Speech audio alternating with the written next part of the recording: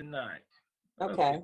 So this is Dale Mels 603. This is Thursday, November 10th, 2006. This is our 10th weekly session. And as I said, Juliet, I want to start with that. So Okay. let me go over here to task stream, and that should be on your screen. And so we're beginning to get some of these things to come in. And I just came out of a meeting with the clinical coaches. Dr. Hamilton, Dr. Neal, and I were hosting a meeting tonight for them. We did a Zoom meeting with them. And one of the questions that came up is, I'm seeing my students put their competencies in different forms. Some of them are simply just dropping the whole, the whole component of the evidence artifact in and writing a statement. Some of them are creating a separate document. Some are just putting screenshots, which is the right way. And the answer is all of them are. Tiffany, one of my 604 students, I thought this was very creative. Instead of pulling things out separately, she just dropped the whole thing in there and then explained what she did. And so for your competencies, you can do this. You can just put individual components in where that information is held and write a brief explanation. Or you could do like Bruce did. He's one of my students. He created a separate document and loaded everything on that document, embedded the document itself, and that has his explanation, whatever he wanted to show, his artifact, like an email. He put all of his on a separate document and had everything on it. That's extra work. That's great. I think that was really nice of Bruce to do that. That's fine. Then we had Drew, who did a combination where he had some screenshots, he had some components, he pulled some things out of components. So like with this one, he used the whole component. On this next one, he had a PowerPoint that he did, just the PowerPoint. And then he had screenshots on some of them. So he used pretty much a combination of all of them. And a document that he created, like Bruce did on one of his. So any of those three, or if you can think of something I haven't thought of, that's fine too. Okay. So, those competencies, and again, they are things that you are already doing. It's evidence artifact work. It's your regular 400-hour internship work. Putting these in here is going to save so much time when we sit down with your principal at the end and convince them to do your competency. You won't have to do a presentation. It's already in task stream. Okay. And as I've told you before, now what will happen? Right now, all you can do is request comments, and you need to do that manually. When you request comments, they'll ask you which ones you want to request them on, and then it'll give you a whole list of people who you want to request them from. Should be me and should be your clinical coach, or what we used to call internship supervisor. Those two people, let us see them. And right now we'll tell you if they're appropriate or not. And then what will happen is when you get to the 605 semester, from your regular task stream portfolio where you upload your evidence artifact work, there's a section there that says competency folio. You'll click on it, do 3 clicks manually, and you will upload that competency folio that you have done separately in task stream. It will upload it, it'll dump it over on your regular portfolio, and then we'll be able to grade it. Boom, you're out. It's really simple. And this will be, instead of you having to put a presentation together for your principal and for me to sit down to mark you off on competency in 605, which is very stressful, you've already got your portfolio built. And if we have any questions, we go straight to it. This I love. I like plans. I always hate going in last minute and just hoping that the principal is going to agree with the student that they've met all these competencies during that 400 hours and those 6 evidence artifacts. I prefer plans. And if you've already got them in there and they've already been graded, is that they're good to go. Not a lot of argument can happen at that last meeting, and it'll be a whole lot more pleasant, hopefully. Now, I won't tell you that I've had a lot of bad ones. I went back, and I've slept a time or two since this program started, and I'm old. But in the 6 years that I've been involved, I've had 5 meetings that went really bad, and I went back and recalled the student and the school, and I've had probably a dozen that didn't go as well as I had hoped that they would, but the principal did sign off. And because of those kinds of meetings, what we did was we changed the scale. Originally, competency was yes, no. You met or you didn't meet. And because we had some bad ones, and because I had some principals who were grumbly about, well, you know, I don't really have any choice. I mean, they did it, but wasn't really happy with how they did it. So we finally had to change the scale on competency to include does not meet, meets but needs improvement, or meets and exceeds expectations, so that we could get them to say, yeah, they met it, but I'm not happy with it. So they wouldn't say no, and the 5 that didn't get through it. So as I said, I've been involved, and I think I counted back 17, 5 that didn't go well at all. The principal said no, and then I had 12 where they wanted something else. They wanted to be able to say, yeah, they did it, but I wouldn't. I'm not enthusiastic about that particular competence. And so this will preclude all of that. Now we'll have our ammunition in our hands. You'll have your portfolio there. If there's any question, here it is. So this, I always prefer to do stuff up front than on the back end myself, but that's just me.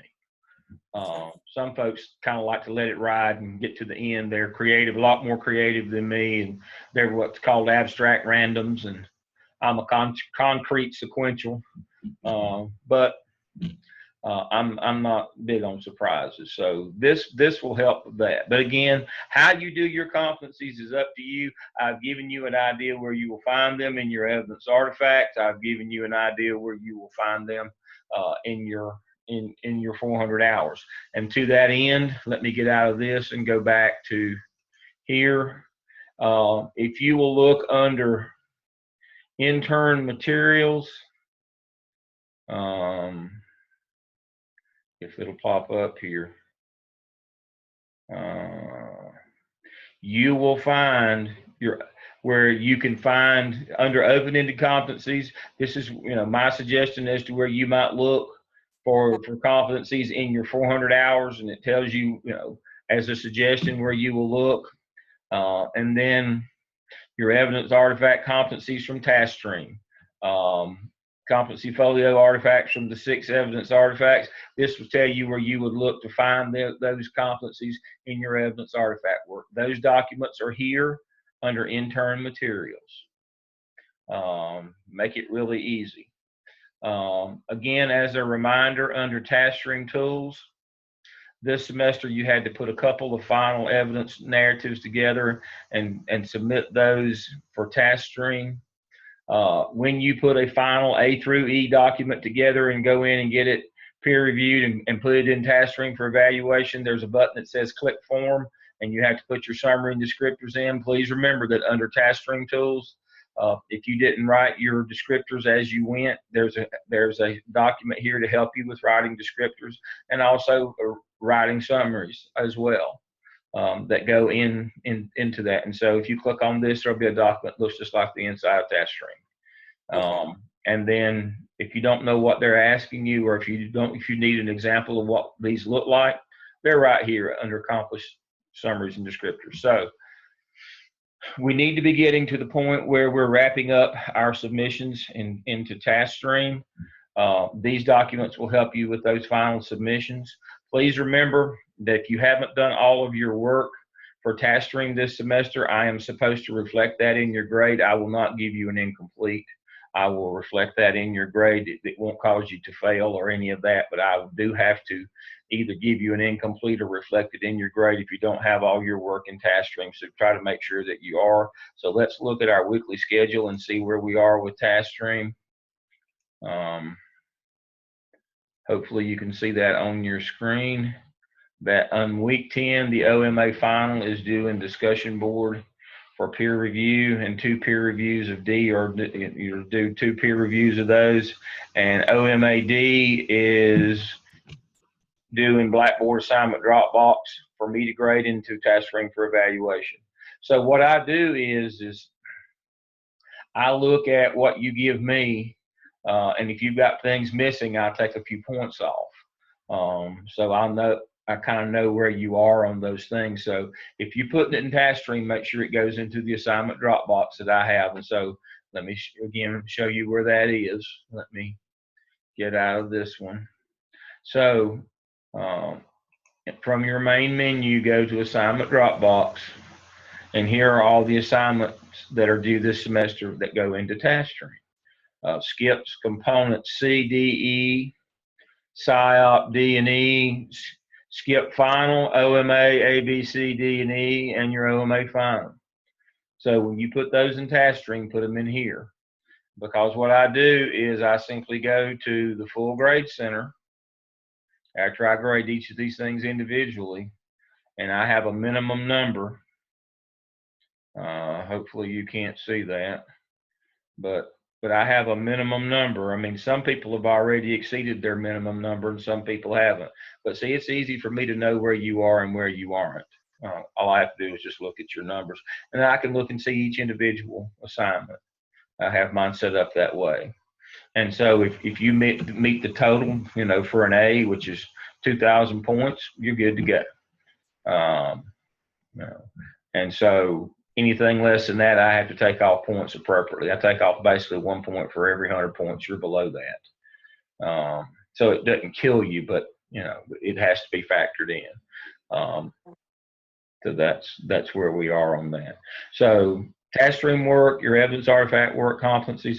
If I were you, you're in 603 now. I would try to you've only got to do one set of competencies, one for each of the 21. I'd get them in as quickly as possible. I'll tell you a secret. If you don't get them in, they're going to make you do them in 605 as part of your coursework. So you're going to have to do them one way or the other. So that's just a little secret, for everybody else. All right. Questions about your task stream work or questions about competencies? The only question I have about competencies, do I wait until I've done all of them and then submit for comment, or I can do individual? You can do individual. You can do a couple and get comments back and see how it's going. All right, I got some out there, so I can go ahead and send those in. Okay. I would give the reviewers a couple to look at and kind of get a notion of your rhythm and what you're doing. Okay. But don't do so many that if you have to go back, that you've wasted time. Okay. So a couple would be good. That's great. Good question. Yes. Get a couple in there. Everybody get a couple in there and get some feedback on them. Doesn't take long to do them. If it takes you more than 10 minutes to do one, then you're doing it wrong. Because you've got that stuff just right there. You just got to write a couple sentences. And you know what you did. So just make your case that this fits communication, because I did this. I communicated with my PLC, as you can see from this email or from these minutes. How hard is that? All right, so let's look at, so tonight, Zoom session 10 is about facilities. I've had you working with your assessment inventory checklist. Please remember that North Carolina General Statute 115C 288, duties and responsibilities of the principal is every 2 weeks you're supposed to have a safety inspection of your campus. Once a month, once every 4 weeks, you're supposed to have a fire drill. Everybody remembers the fire drill because everybody's involved. And if you don't do one, everybody knows. One of the things that I find that principals don't do, or they delegate to the assistant principal and they don't get it done because they don't think anybody's watching, is they don't do those safety checks. That's all well and good, for the assessment of the inventory assessment of your facilities. That's all well and good till somebody gets hurt, a door gets blocked, a fire, somebody gets trapped, something, a kid gets hit by a car, until something happens. And then, we start working backwards. One of those scenarios, there must be blood. Somebody has got to pay for there has to be repercussions. There has to be punishment. There has to be something that we can show that, that somebody was responsible for this. And you, the new AP, it's going to be you. And so, this assessment inventory, I've shown it to you before. I'll pull it back up. This covers your entire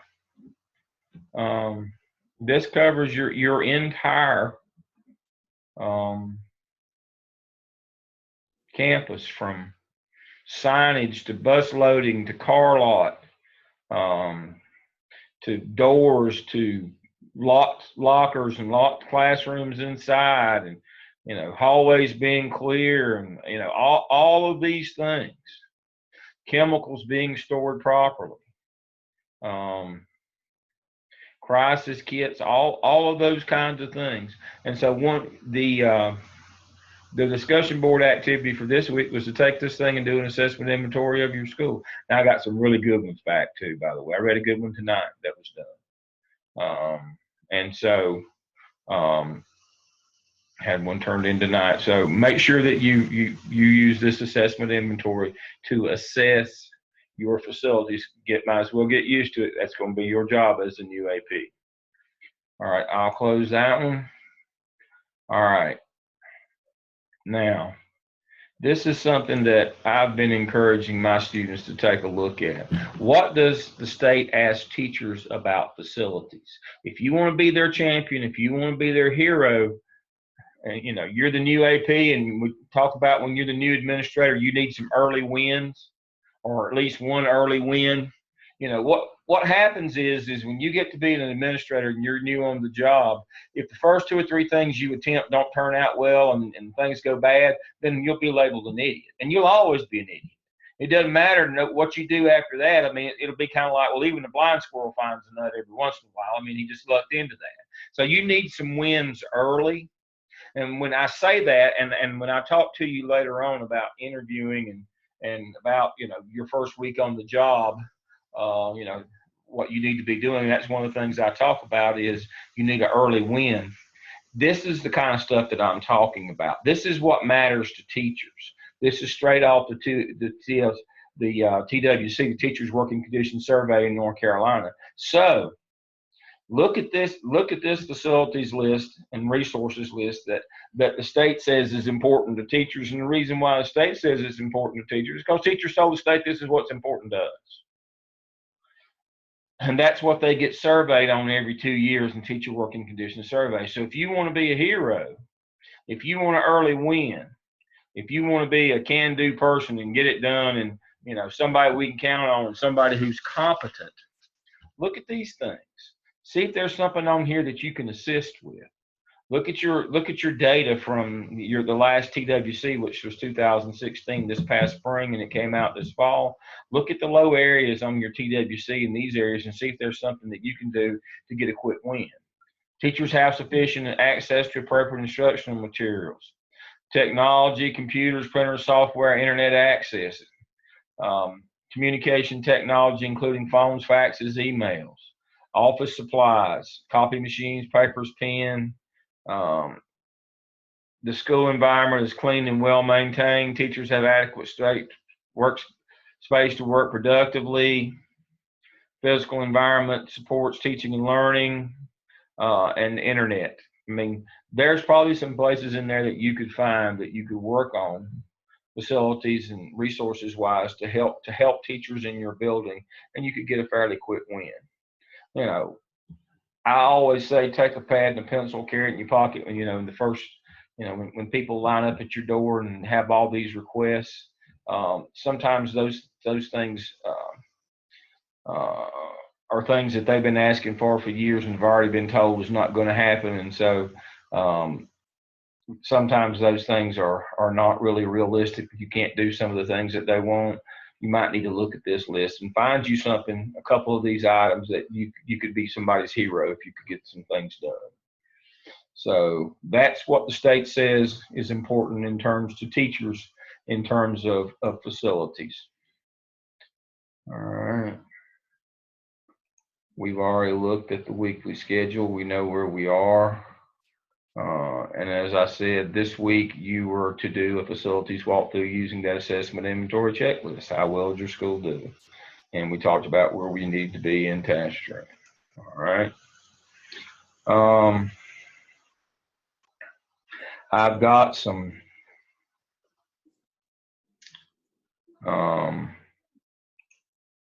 PowerPoints here.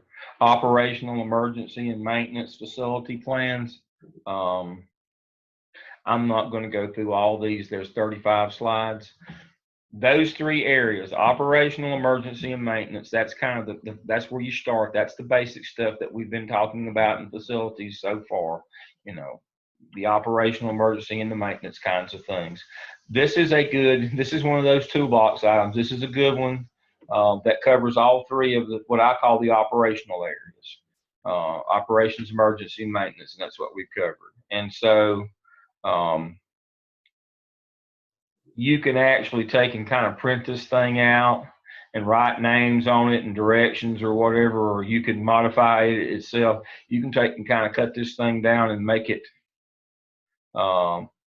be kind of a Rolodex for you of what you need in these areas. But this is a good outline. This is, you know, some of this stuff may not be germane to you. Um, um, but in your emergency manual, procedures, off-campus site, lockdown, reporting, all some of these things are in your crisis box. Um, but these are things that you need to be aware of and probably pull together from your site when you get your new job as an AP. You would take this thing and you would sit down and fill it out, kind of thing, so that you would know who, what, where, and when, and it reminds you of all the things that you need to be aware of in terms of operational, emergency, and maintenance when it comes to facilities. So this is kind of a template, again, a tool for your toolbox. I won't go through all of it, but that's a good one to have. Um,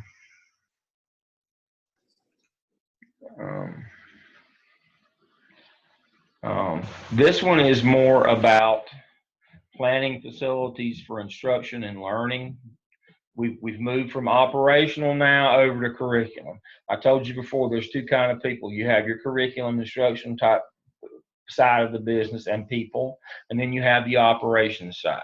I'm married to a curriculum person. I'm an operations person. So this is facilities from the curriculum side. The slide or the series of slides, the PowerPoint I just shown you, is facilities from the operations half of the business. This is facilities from the curriculum half of the business, the smarter people, as I call them. And it talks about not so much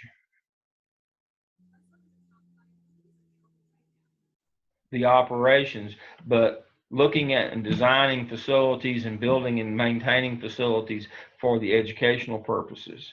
And so, again, this is one of those kind of a broad template or outline kind of thing that you would fill in with your thoughts and ideas. That especially, this is kind of when you get to be principal, and, you know, what would you do, and can you convert your facility to this? So this is the other half. So these first two PowerPoints tonight, one is, you know, for your toolbox for when you get your job, for the operations side of your facility. This one is for the curriculum side when you get your job. So those are the two sides of the business.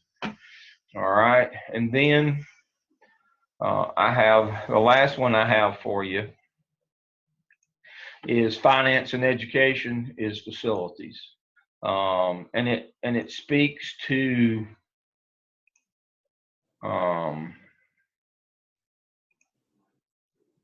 some political issues, and it speaks to where we get funds. Now, as I've told you before, the state in 1965 got out of the capital business. They no longer build or maintain facilities for public schools around the state. That burden is left up to the local county commissioners, or in case of the 14 city districts that we still have left in North Carolina, like Mooresville graded or Clinton City, their town board is responsible to find that money. Now, the school boards in North Carolina, that's why I didn't say anything about school board. School board does not find the money. They request the money from either the county commissioners or the town board. In 100 counties across the state, the school board requests money, operating money, from the county commissioners. In 14, they request it from that city board of aldermen or town council or whatever system that they have in that town. And the reason why is, please remember that school boards in North Carolina are unempowered.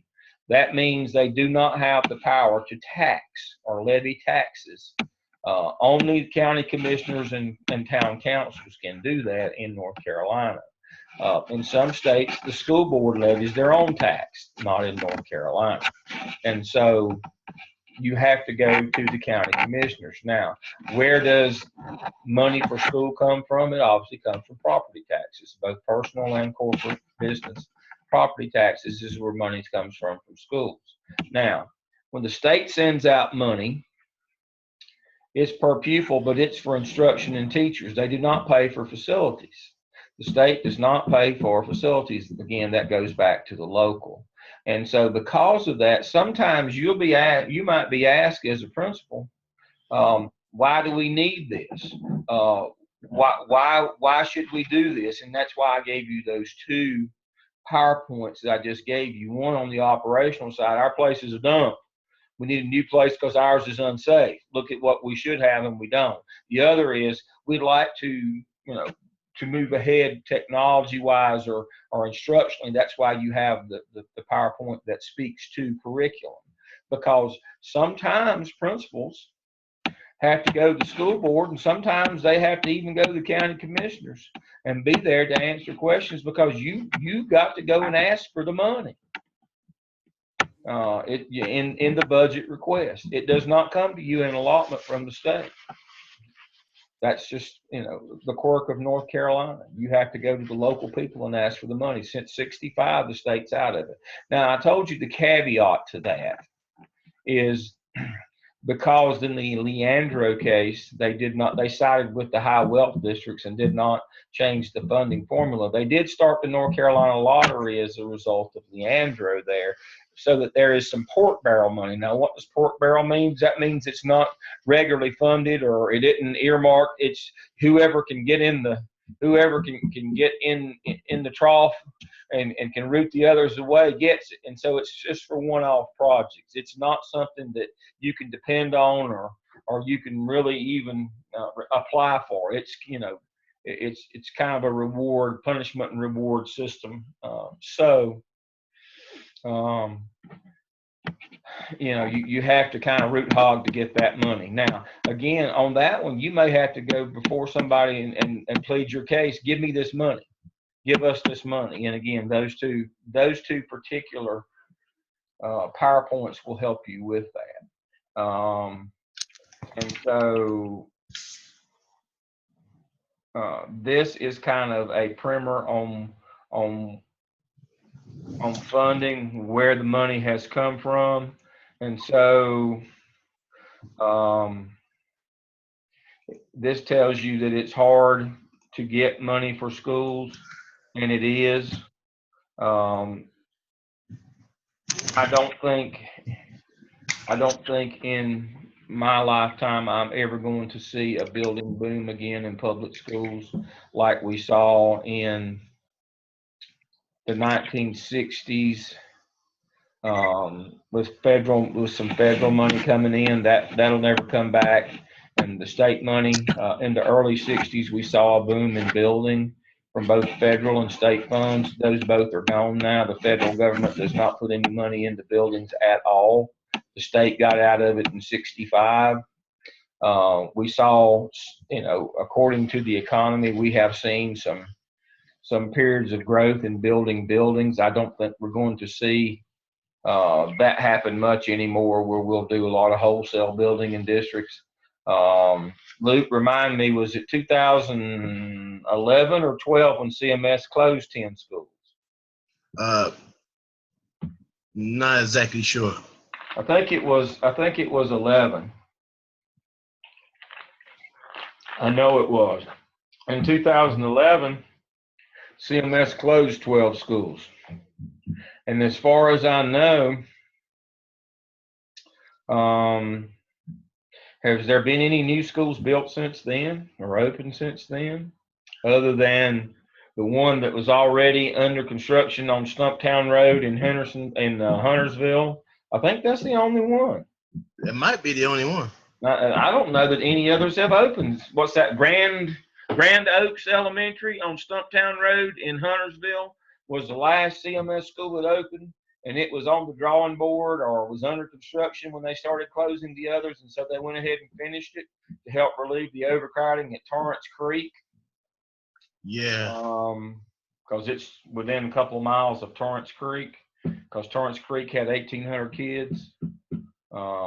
That's the only one that I know that's opened in the last 5 years, and and CMS closed 10. And so my point is, this notion of smaller schools or better schools, that may be true. There's data that both ways.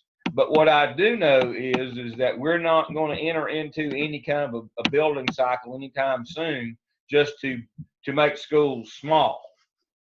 We might build like use Torrance, Grand Oaks as an example. We might build a school so that we don't have 1,800 in an elementary school, but we're not going to bat an eye anymore at 1,200 kids in an elementary school. You know, we've had building plans across North Carolina where we've built schools so that elementaries wouldn't exceed 600.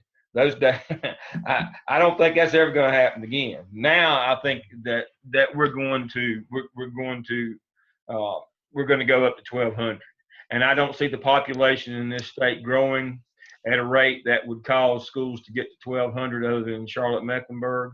And I think they pretty much got all of those issues ironed out now. And so I don't think there's any that are in danger of blowing up to 1,800 again like Torrance Creek did. And so you aren't going to see, because property taxes do pay, and when businesses leave a community, corporations, small businesses, big business, corporations leave a community, the majority of the property tax that went to fund facilities locally left with those businesses. The ratio of residential property tax to business property tax was always about 75-25. Only about 25% of the taxes, property taxes that went to fund schools came from homeowners. 75% or more came from businesses. So what has happened in our country in the last 20 years in terms of businesses moving out, small businesses closing, corporations going offshore, who gets hurt the most in that is public schools, and the part of the public schools that get hurt the most are facilities, because that's all local. It has to come from local property taxes, both on residential homeowners and corporate or business. And again, 3-to-1, 75-25, that property tax came from business. When business goes, there's just no money to get to do it. So what mostly is happening right now across the state of North Carolina, that property tax that's going to capital is just for maintenance and upkeep. It's not going for new facilities. And if there are new facilities that are being built, the taxpayers, the citizens of that county have to vote or that city have to vote in a bond referendum to whether or not to let a bond, which is basically borrow money from the state to build those facilities. Golly gee Wally, I can't even remember the last CMS bond. Luke, help me out. I'm thinking, there was a bond package when Murphy was superintendent in 95 that lost. And then in 97, it came back up and it won in 1997. And then when the Capuchon lawsuit, which was on this week with John Oliver this week, they covered it in depth or last week. The Capuchon lawsuit, which reversed Swan decision on busing, when that happened in 2001, I don't remember a bond package since then, because all of a sudden, folks, we we built some schools, but there might have been, but most of the bond money was already there. But then we started closing schools, and so I don't know that we've let a bond in CMS in quite a while. I don't know that it would pass. People won't. They don't. They, for whatever reason, folks equate building schools and building more schools with busing. If they've got a school in their neighborhood, that's what they want. They don't want one built 10 miles away, because guess what they're afraid will happen to their kid? They'll get sent to the school 10 miles away. They only want so bonds aren't popular right now. The state's not in it. The federal government's not in it. It's only the local. Businesses are closing and moving away. And so the money is, and taxpayers won't vote more bonds. And so right now, you're going to have to take care of what you got. That's kind of the point of this slideshow is there's no relief really coming for you. You're going to have to do some things locally and find some money and maybe do fundraising and get sponsors and things to help improve the facility you're in, especially with technology. Partner with somebody like Facebook or Google. Get Max. From different corporate sponsors, but there's no truck coming to back up to you building with money or technology. There's a new building's not coming more than likely, unless you're just in some extraordinary situation across North Carolina. No new buildings coming. You're going to have to deal with the facilities you've got and try to adapt them both curricularly and operationally to meet your needs. That's kind of the point of tonight's lesson is here are some things that'll make teachers happier. You aren't going to get new stuff. We aren't going to get a new building where they're all just running and dancing. Within the confines of what you've got now, within the parameters of what you've got now, how can you make teachers happy? Here are some ideas to the teacher working condition survey. Here's how you can make your facility. It might be old, 60 years old. It might be, built on in 2 or 3 different times. I was principal in a school that had been built on 4 different times and different parts of the campus. I mean, one building itself had been built on 2-3 times, and the campus, spanned over 60 years in terms of construction projects. It was just a hodgepodge, but you're going to have to make those things work. What about grant money? Grant money cannot be used for capital. Grant money is either state or federal, and again, state or federal money does not go to facilities. Now, if you get a private grant, like from, the Bill Gates Foundation, but they can't use theirs for buildings either. That's one of the stipulations on the Gates Foundation money, I believe, is you can't use it to build stuff. So grants are kind of out. There's money out there to do things with, but not for facilities. Facilities, again, is a local thing, but you might find a local businessman or, somebody like, if you've got, in Rutherford County, they built a data server farm for Facebook. It's just a server farm. They don't have but a handful of employees there, so it's, they don't have a lot of investment in personnel, but they give a little stuff. Not a lot. They get a lot more in tax break than they give back. I can tell you that. I think they gave about $180,000 back to the school system last year, but their tax breaks exceeded $20 million. So, not a really good trade for the county, seeing how they gave them all the land and had it converted where they could just put their building up. But that's another one of those debacles that we get in when you try to buy businesses. But it's no good to attract businesses to come for schools if you give them tax breaks so they don't have to pay taxes, because guess where that tax money was going? To schools. But you can get a little money out of people like that, but usually the reason why they came to your community is so they wouldn't have to pay money like that. So these people that are caught in this corporate welfare system that we call incentives, which in the state of North Carolina is about 10 times as much as we do in actual social welfare, we do in corporate welfare in terms of incentives and tax breaks and all those kinds of things. So, but that is what we have been doing lately in the state to attract and keep and to try to stimulate the business economy and environment in North Carolina, we've been doing incentives and giving tax breaks. Well, guess where that money always went? It went locally to school systems.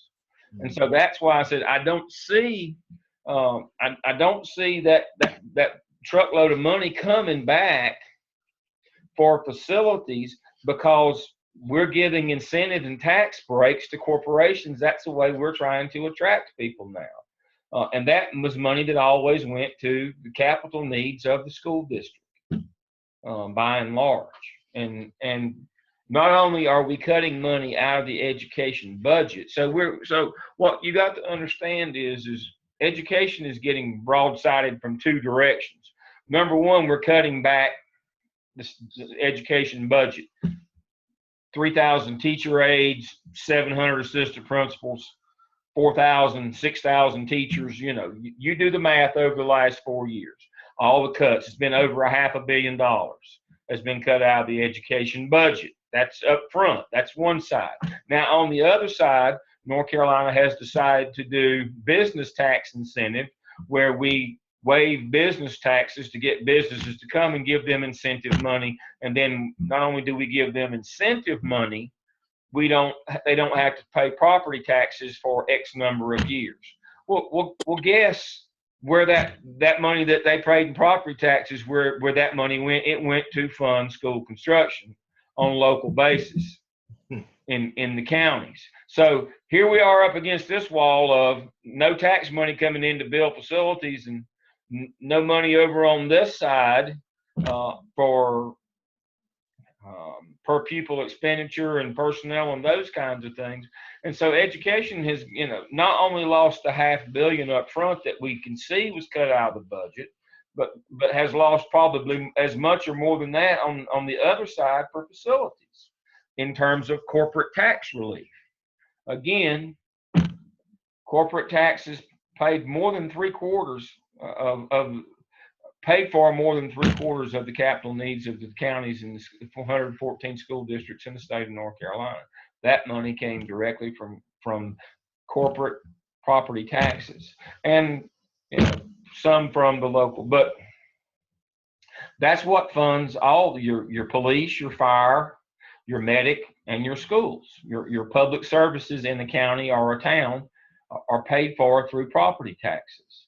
And so what we often said is, the 25% that came from property tax owners, that generally went to other things, and the schools got the lion's share. That came from the business. Well, you can't do away with your rescue squad or your police or your fire. You got to have them. So we still got, residential property taxes to fund them.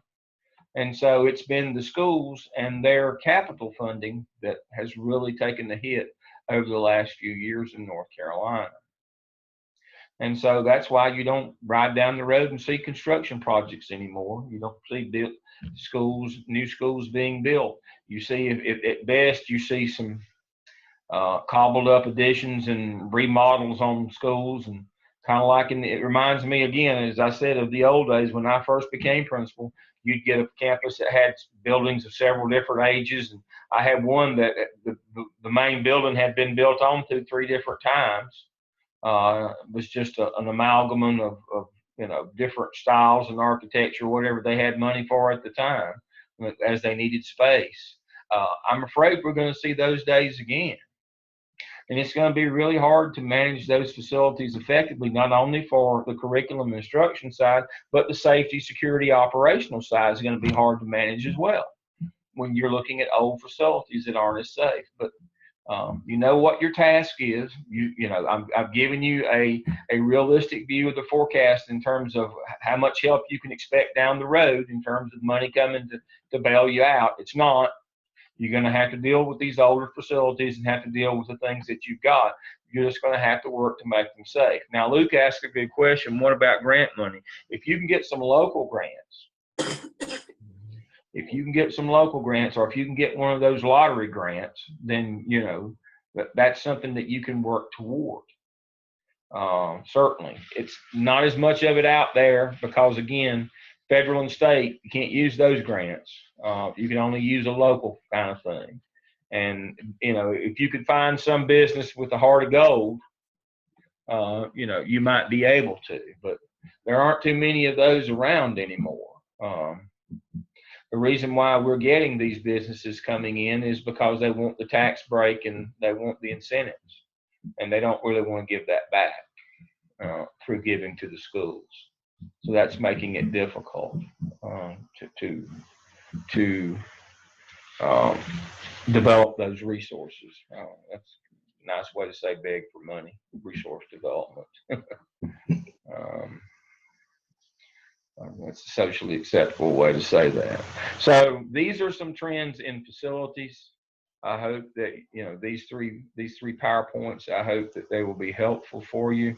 They're all under week 10, your assessment inventory checklist, your facility plans in terms of curriculum, and then your facility plans in terms of safety and operations, and then what's going to happen down the road, the financial forecast. FIE always stands for financing and education in terms of facilities, not going to go well. And then here's an idea. Look at your TWC, the questions the state asks teachers on facilities and resource. You might be able to find a way through those to do something nice for teachers and have an early win when you get your new assistant principalship. All right, let's look at next week. Next week is week 11. Now, remember, the following week we have the week off for Thanksgiving. So next week will be our last week before Thanksgiving, and then we'll have 3 more sessions after. So looking at session 11, let's see if this thing will pop up. There it comes. We're going to start looking at budgeting next week. We're going to look at budget laws, school business administration, and how to develop school-based budgets. So this is good stuff. We'll cover that next week. Luke, Juliet? Yes. Questions about tonight? Nope, I don't have any. Okay. Keep up with your evidence artifact work. Try to stay on time with that. Remember that you got folks depending upon you to do that. Your weekly assignments and discussion boards, that's on your own. Hint, hint, the week we're off for Thanksgiving, that'd be a good time to catch up on those if you're behind. But more importantly, if you're behind on your evidence artifacts, that'd be a good time to catch up on those. All right, I will see you next week. Everybody have a good week. You too. Good night. Good night.